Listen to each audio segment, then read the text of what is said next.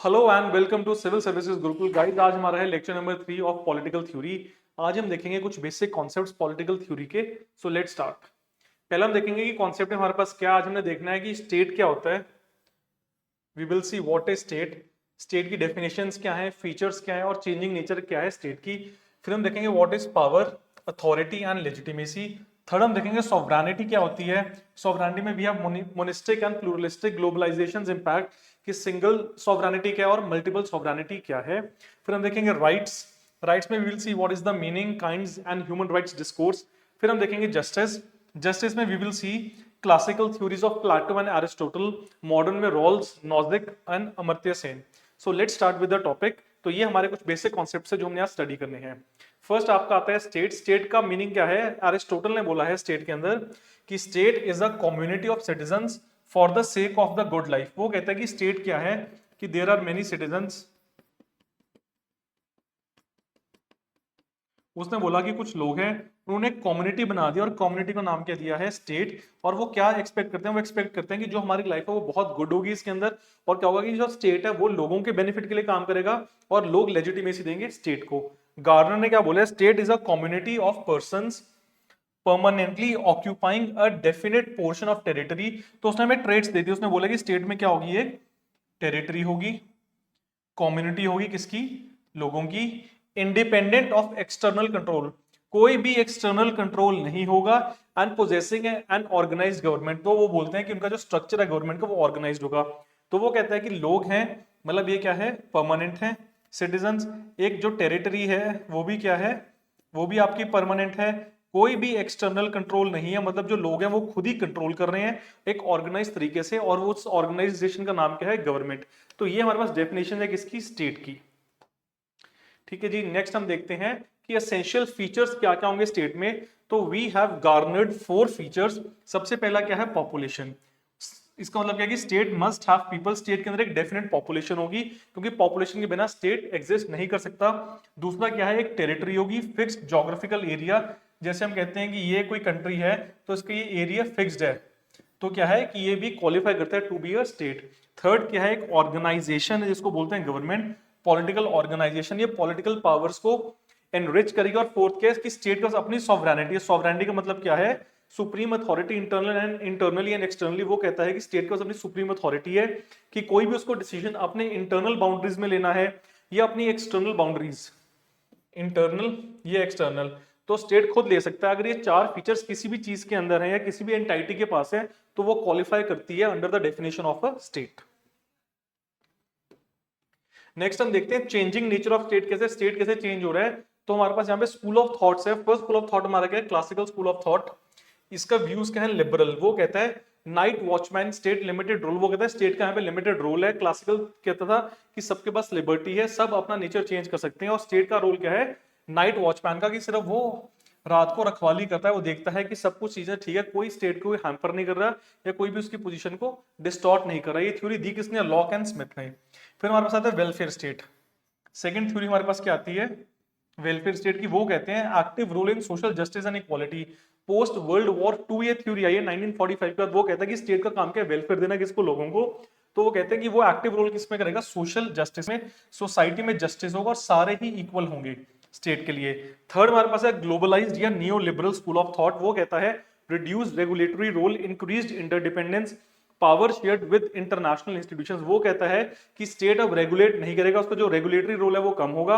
अब स्टेट क्या करेगा, स्टेट इंटरनेशनली अपने टाइज करेगा, टाइप्स करेगा और उसके अकॉर्डिंग काम करेगा। मतलब अब आप क्या कर रहे हो कि जो वर्ल्ड है वो क्या बन रहा है, ग्लोबलाइज्ड विलेज। तो ये मॉडर्न अप्रोच है किसकी, स्टेट की।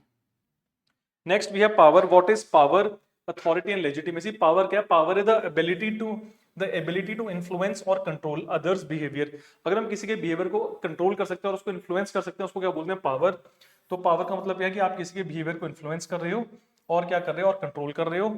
तो लास्वेल एंड कपलान ने हमें एक क्या कहते हैं डेफिनेशन दिया, power is the ability to influence the policy of others. अगर हम किसी की पॉलिसी को इन्फ्लुएंस कर रहे हैं और कंट्रोल कर रहे हैं तो हम कहते हैं कि हम पावरफुल हैं। वो क्योंकि वो हमारे अकॉर्डिंग फिर न्यू क्या कहते हैं पॉलिसी बनाएगा। फ्रेंच एंड रेवन ने क्या कहा है कि there are 5 basic things in power. सबसे पहले रिवॉर्ड्स होना चाहिए, दूसरा है कोअर्सिव, तीसरा लेजिटिमेट, फोर्थ रेफरेंट और फिफ्थ एक्सपर्ट। ये मॉडल्स है पावर के, टाइप्स ऑफ पावर है। रिवॉर्ड मतलब आपने किसी को कंट्रोल किया, आपको रिवॉर्ड मिला। दूसरा कोercive, आपने किसी को डंडे के जोर के ऊपर कंट्रोल किया। थर्ड लेजिटिमेट, किसी ने आपको पावर दी है क्योंकि आप लेजिटिमेट अथॉरिटी ऑफ पूरा रेफरेंट की रेफरेंस से आपको पावर मिली। और लास्ट है एक्सपर्ट, कि आप एक्सपर्ट थे तो आपको पावर मिली है। ठीक है जी। इसमें अथॉरिटी देखते हैं, अथॉरिटी क्या, अथॉरिटी है legitimate power accepted by society. तो अथॉरिटी की डेफिनेशन क्या है कि अगर कोई लेजिटिमेट पावर है जिसको सोसाइटी एक्सेप्ट कर रही है, that is called authority. Max weber ने 3 तरह की अथॉरिटीज बताई हैं। एक है कस्टम बेस, जो है ट्रेडिशनल, कि जो जनरेशन टू जनरेशन चल रही है। दूसरी कैरिज्मेटिक, वो है पर्सनालिटी बेस, की आप किसी से बहुत ज्यादा इन्फ्लुएंस हो, उसकी पर्सनालिटी से बहुत ज्यादा इन्फ्लुएंस हो। थर्ड आपकी लीगल रैशनल, की आपकी कंट्री में लॉ एंड ऑर्डर बहुत अच्छा है, लॉ बुक्स बहुत अच्छी हैं, तो वो वाली भी क्या है आपकी लीगल रैशनल अथॉरिटी।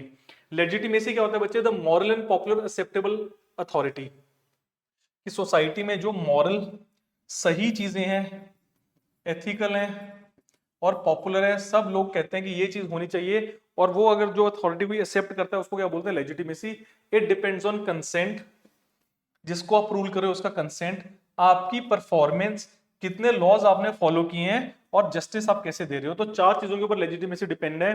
पहली क्या है कि आप जिसको रूल करें उसका कंसेंट कितना है। दूसरी कि आपकी जो परफॉर्मेंस है वो कितनी है। थर्ड आपने लीगैलिटी रूल्स कितने फॉलो किए। और फोर्थ आपके कि आप जस्टिस कैसे दे रहे हो सोसाइटी के अंदर। हम कहते हैं डेमोक्रेसी के अंदर लेजिटिमेसी कैसे एक्सेप्टेबल है। Legitimacy arises from elections. हमारी कंट्री में इलेक्शंस होते हैं, आर्टिकल 324 से लेके 329। Rule of law article 14 and constitutionalism, definition of constitution. तो 3 चीजें हैं जो डेमोक्रेसी में लेजिटिमेसी को प्रिस्क्राइब करती हैं, उसको एनफोर्स करती हैं। फिर आपका आता है सॉवरेनिटी। क्या है सॉवरेनिटी का मतलब, क्या है supreme and unlimited power of the state. अब सॉवरेनिटी 2 टाइप की होती है, इंटरनल एंड एक्सटर्नल। इंटरनल मतलब within the country, external मतलब outside relations with another countries.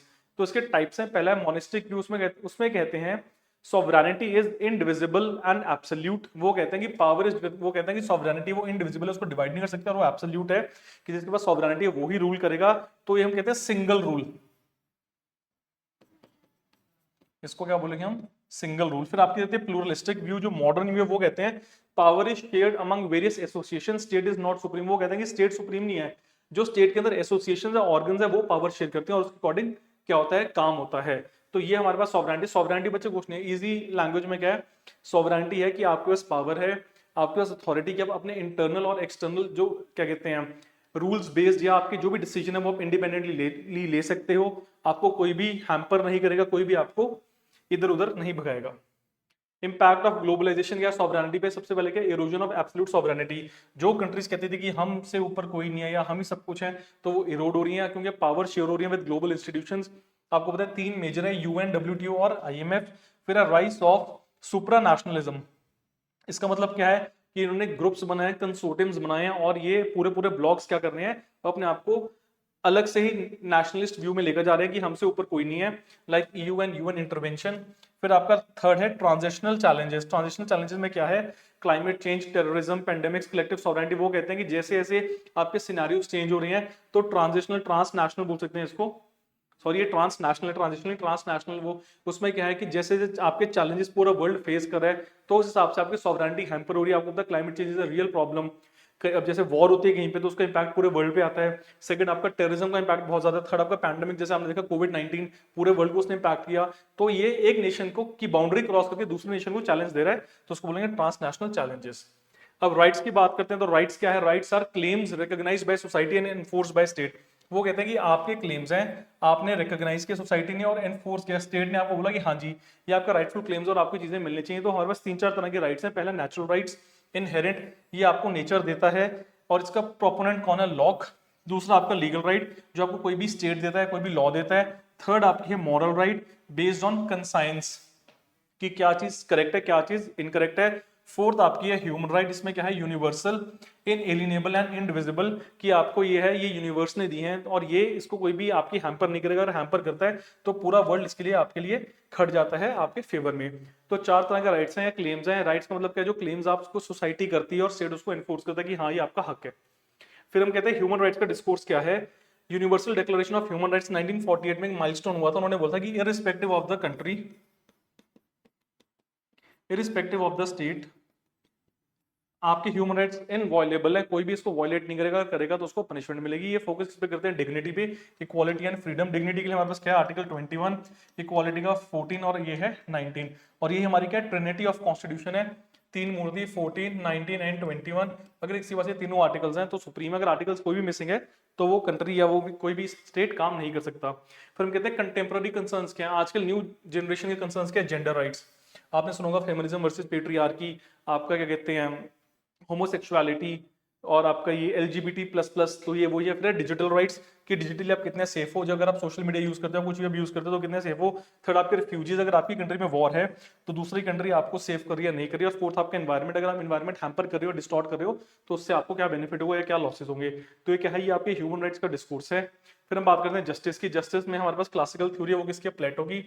वो क्या कहता है? वो कहता है justice is equal to everyone performing their proper role, harmony of classes. वो कहता है, प्लेटो ने बोला जस्टिस क्या है कि हर बंदा अपना रोल जो है वो ओबे कर रहा है, उसको क्या कर रहा है? प्रिस्क्राइब कर रहा है, उसको मैनेज कर रहा है, उसके अकॉर्डिंग काम कर रहा है, और सोसाइटी में हार्मनी है, कोई भी क्लास किसी से लड़ नहीं रही। यहाँ पे क्लासेस की बात की उसने, ठीक है। अरिस्टोटल ने क्या बोला? जस्टिस को गिविंग ईच हिज ड्यू, तो उसने बोला कि जो जिसका हक है उसको मिलना चाहिए। इसने बोला यहाँ पे डिस्ट्रीब्यूटिव जस्टिस, वो कहता है कि जो मेरिट पे है, अगर किसी ने आउट परफॉर्म किया किसी दूसरे चीज को, तो जो आउट परफॉर्मर है, जिसके जो मेरिट के बेसिस पे जो ज्यादा इंटेलिजेंट है उसको ज्यादा जस्टिस मिलेगा और दूसरे को नहीं मिलेगा।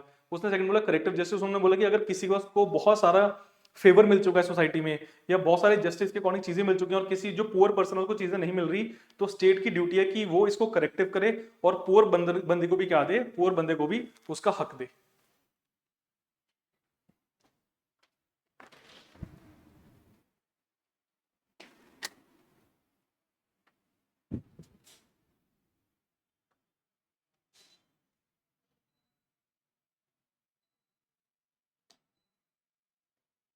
पुअर बंदे को भी क्या दे? पुअर बंदे को भी उसका हक दे। तो ये किसने बोला? ये अरिस्टोटल ने बोला। फिर हमारे पास मॉडर्न थ्योरी आती है जस्टिस, उसमें हमारे पास क्या है? John Rawls. अब जॉन रॉल्स ने क्या बोला? उसने बोला है अ थ्योरी ऑफ जस्टिस, उसने 1971 में थ्योरी दी। उसने बोला कि मेरे थ्योरी के दो प्रिंसिपल्स हैं। पहला प्रिंसिपल क्या है? Equal basic liberties for all.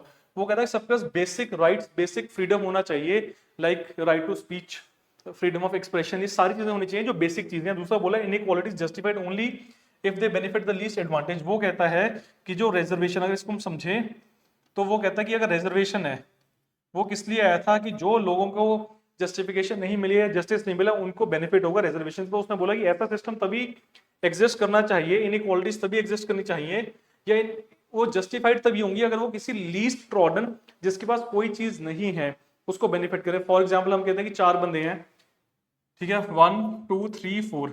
अब दो बंदे तो बहुत होशियार हैं, ठीक है, तो उन्होंने मेरिट पे अपनी जॉब ले लिया। फोर्थ के पास रिसोर्सेज नहीं थी कि वो उतना आउट परफॉर्म कर सके, तो उन्होंने बोला कि इसको रिजर्वेशन में डाल दो, सो दैट अगर ये ब्राइट है, इसको मौका दिया जाए तो ये भी अपने आप को आउट परफॉर्म करे और पोटेंशियल को रियलाइज करे। तो ये किसने बोले? जॉन रॉल्स ने भी थ्योरी में बोला है। फिर रॉबर्ट नॉजिक की अपनी थ्योरी है, बच्चे, उसने बोला अनार्की स्टेट इन यूटोपिया 1974 में। उसने बोला, उसने लिबर्टी की बात की, उसने बोला लिबर्टेरियनिज्म, उसने बोला कि स्टेट जो है वो मिनिमल होना चाहिए, कि हर जगह स्टेट की प्रेजेंस नहीं होनी चाहिए, प्रॉपर्टी राइट्स लोगों के पास होने चाहिए, और रीडिस्ट्रीब्यूटिव। उसने नहीं बोला कि जिसको जो गरीब है उसको स्टेट हेल्प करे। उसने बोला कि नहीं, अगर आपके पास मेरिट है, आपके पास कैपेबिलिटी है, तो आप जस्टिस ले सकते हो, आप चीजें बना सकते हो। अगर आपके पास नहीं है तो आपको हम, स्टेट आपको चीजें नहीं देगा। क्यों नहीं देगा? क्योंकि स्टेट उसी को देगा जो स्टेट के लिए काम करे। जो बंदा स्टेट के लिए काम नहीं करा, स्टेट उसको कुछ नहीं देगा।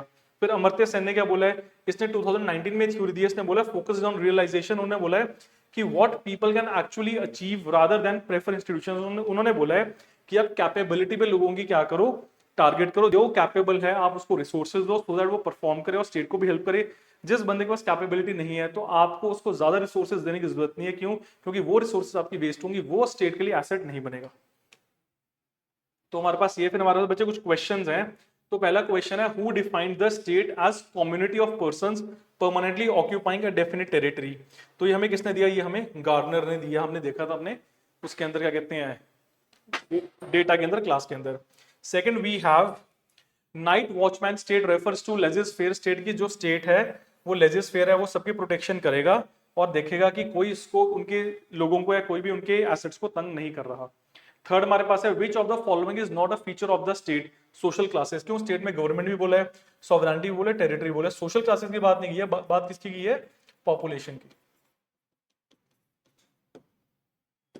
फिर फोर्थ बच्चे आपका है, who classified authority into traditional, charismatic and legal rational types, तो वो वेबर ने दिया क्लासिफिकेशन। ये क्लासिफिकेशन दी किसने बच्चे, ये क्लासिफिकेशन दी है वेबर ने। ठीक है जी। फिर आपका फिफ्थ आता है the term sovereignty was first used by, तो हमारे पास है बॉर्डन, इसका नाम क्या है, शियोन या जॉन बॉर्डन। फिर सिक्स्थ हमारे पास है according to Austin sovereignty is unlimited and indivisible. अभी हमने बच्चे देखा, अभी पीछे हमने देखा ये कि ये क्या है, अनलिमिटेड है और इनडिविजिबल है। क्वेश्चन नंबर सेवेंथ है pluralist like Laski believe that state is one among many associations. State सब कुछ नहीं होना, मतलब कि स्टेट एक एसोसिएशन है, ऐसे ही बाकी एसोसिएशंस भी है, स्टेट एक वन ऑफ द एसोसिएशंस है। Then you have question number 8, Rawls theory of justice is based on the idea of equality of opportunity and fairness. वो कहता है कि स्टेट के अंदर सोशल जस्टिस होना चाहिए। किसकी बात करता है बच्चे, वो बात करता है सोशल जस्टिस की। क्वेश्चन नंबर 9 है नॉजिक एडवोकेट्स मिनिमल स्टेट। वो कहता है स्टेट की मिनिमल इंटरफेरेंस होनी चाहिए, स्टेट हर जगह प्रेजेंट नहीं होना चाहिए। फिर आपका है Amartya Sen's idea of justice emphasises realisation of capabilities. वो कहता है कि जो कैपेबल है उसको अपॉर्चुनिटी दो, जो कैपेबल नहीं है अपॉर्चुनिटी वेस्ट करने की जरूरत नहीं है। फिर हम कहते हैं कि human rights are universal and inherent. 1948 में लॉ बना है पूरे वर्ल्ड के लिए ह्यूमन राइट्स की। फिर आपका क्वेश्चन नंबर 12 है justice means giving each his due. ये किसने दिया, ये एरिस्टोटल ने दिया। अभी हमने देखा ये डेफिनेशन किसकी है बच्चे, ये डेफिनेशन है एरिस्टोटल की। फिर 13th है who among the following thinkers supports the difference principle Rawls. Differential principle किसका है, रॉल्स का है। फिर आपका लास्ट है बच्चे, सॉरी सेकंड लास्ट है question 14, which of the following best explains the impact of globalization and sovereignty leads to interdependence and shared governance. Village world is a globalized village.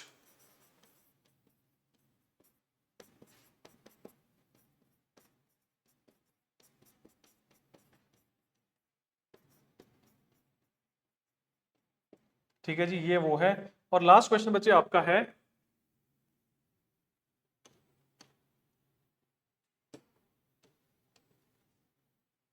Last question बच्चे आपका है the universal declaration of human rights was adopted in 1948।